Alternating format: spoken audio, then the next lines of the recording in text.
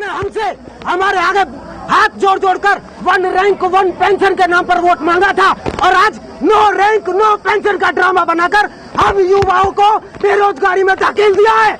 हम ये तानाशाही नहीं सहेंगे। सेना की अग्निपथ योजना पर देश भर में बहस और प्रदर्शन का दौर जारी है। कई राज्यों से उग्र प्रदर्शन और हिंसा की खबरें आ रही है। वहीं अब इस मामले में भाजपा नेता योजना के समर्थन में उतर पड़े हैं, जो सोशल मीडिया पर अपनी पोस्ट के माध्यम से युवाओं से अपील कर रहे हैं कि बेवकूफ़ों की बातों में आकर अग्निपथ योजना के विरोध का हिस्सा मत बनिए, बल्कि इसके फायदों को समझकर अग्निवीर बनिए। वहीं दूसरी ओर योजना के विरोध में भी कुछ नेता अपने विचार साझा कर रहे हैं। लांजी क्षेत्र के पूर्व विधायक किशोर समृते ने कहा है कि भाजपा सरकार का शुरू से ही एक एजेंडा रहा है कि देश में सैनिक शासन की पृष्ठभूमि तैयार की जाए। उन्होंने केंद्र की इस योजना पर सवाल उठाते हुए कहा है कि यह देश के बेरोजगारों के साथ छलावा है। देश के हर युवा का सपना होता है कि वह सेना में जाकर देश की सेवा करे, लेकिन सरकार इसे IPL जैसा बना रही है। इसी को लेकर देश के युवाओं में गुस्सा बहुत ज़्यादा बढ़ गया है। तो भारतीय जनता पार्टी की जो सरकार है और भारत सरकार ने जो ये सैन्य कानून बनाया, अग्निपथ योजना जो लागू किया है, ये बेरोजगारों के साथ सीधा सीधा छलावा है। क्योंकि देश में बड़ी तादाद में जो जवान हैं सेना में भर्ती होते हैं कि उनका एक होता है कि हमें सेना में जाना है। हर नौजवान का एक सपना होता है। जब उसको लगता है कि वो 4 साल के बाद तो फिर पता नहीं वो जा नहीं पाएगा, तो वो तो सेना को IPL बना दिया। जो सेना नहीं हो गई वो IPL जैसा मैच होता है, इस तरह का हो गया। तो इससे बेरोजगारों में गुस्सा बहुत ज़्यादा है। किशोर समृते ने कहा है कि भारत सरकार इजराइल की तर्ज पर काम करना चाहती है, लेकिन भारत देश इजराइल की तुलना में बहुत बड़ा है। इसीलिए यदि भारत में युवाओं को सैनिक शिक्षा देनी है तो सबसे पहले NCC का दायरा बढ़ाना होगा। सरकार को सैनिक स्कूल खोलना होगा, साथ में छावनी परिषद की संख्या बढ़ानी होगी और 150 से अधिक कंटेनमेंट बोर्ड बनाने होंगे। भारत 134 करोड़ लोगों का देश है। 736 ज़िले हैं, 22 राज्य, 9 केंद्र शासित प्रदेश हैं। और यहाँ पे यदि आपको लोगों को सैनिक शिक्षा देनी तो सबसे पहले आपको NCC के कैंप बढ़ाने पड़ेंगे। NCC हर ज़िले में आपको करनी पड़ेगी। जैसे हमारे बालाघाट में आप देखो, लांजी में NCC नहीं है। जो सैनिक स्कूल हैं, सरकार सैनिक स्कूल खोले, उसके बाद उनमें NCC को और करें। दूसरा, छावनी परिषद। अभी देश में 70-80 छावनी परिषद, जिसको कंटेनमेंट बोर्ड कहते हैं। तो अभी बालाघाट जिला छावनी परिषद से कटा हुआ है, सिवनी कटा हुआ है, एक जबलपुर में है कंटेनमेंट बोर्ड, फिर झांसी में है, तो सागर में तो मुश्किल से 80-86 है। तो अंग्रेज़ों ने जितना कंटेनमेंट बोर्ड बनाया था उससे ज़्यादा नहीं है।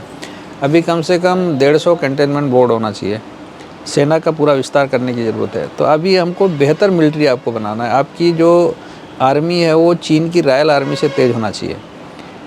हमारी दुनिया में सबसे बड़ी थल सेना होना चाहिए। आपको इस दिशा में काम करना है कि आप तो एक बड़ा छोटा काम कर रहे हो। इससे जो सैनिक है वो यहाँ पे आएगा, उसके बाद में अगर वो वहाँ से निकल गया तो 4 साल में उसके पास पूरा प्रशिक्षण रहेगा। अगर उसको नौकरी नहीं मिली तो बेरोजगारी की ओर भागेगा, अपराध की ओर भागेगा। तब क्या स्थिति होगी?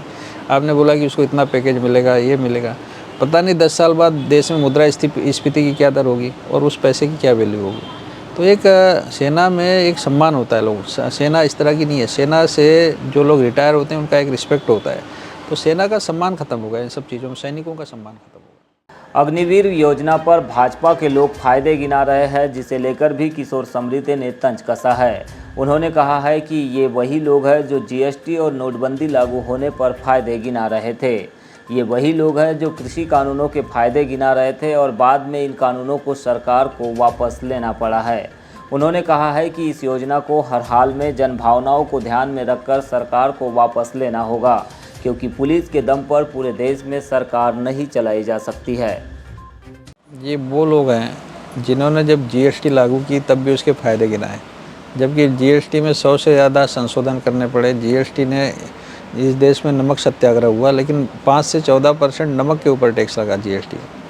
दूसरी तरफ आपने देखा कि नोटबंदी हुई, तब भी लोगों ने बड़े फ़ायदे गिनाए कि नोटबंदी के ये फ़ायदे होंगे। भारत के तमाम अर्थशास्त्रियों ने विरोध किया कि नोटबंदी गलत है, देश की अर्थव्यवस्था को ख़राब करेगी, लेकिन भारतीय जनता पार्टी के लोगों ने उसके भी लाभ गिनाए। आज उसके दुष्परिणाम क्या है? अपने बालाघाट जिले में देखा, इतना बड़ा 80,000 करोड़ का चिट फंड स्कैम हुआ, काले धन का इतना खुल के कारोबार हुआ, कहीं कुछ उसका लाभ नहीं हुआ। लोगों ने कृषि कानूनों पे बोला कि ये तो बड़े अच्छे कृषि कानून हैं, खूब उसकी तारीफ़ें की। बाद में उसी कृषि कानून को सरकार ने जब वापस लिया, सरकार को समझ में आया कि हमने गलती की है, तो जो चाटुकार जो उसकी तारीफ़ कर रहे थे उनको तो शर्म आनी चाहिए, किसी ने अफसोस भी नहीं किया। अग्निपथ में आप जानते हैं कि एक नौजवान भारत का उसका एक सपना होता है IAS IPS बनने का, पुलिस में एक पुलिस ऑफिसर बनने का, सेना में उसका होता है एक सेना में सैन्य ऑफिसर बनने का, CDS बनने का, सेना अध्यक्ष बनने का, डिफेंस में जाके सेकंड लेफ्टिनेंट बनने का, एक बड़े सपने होते हैं।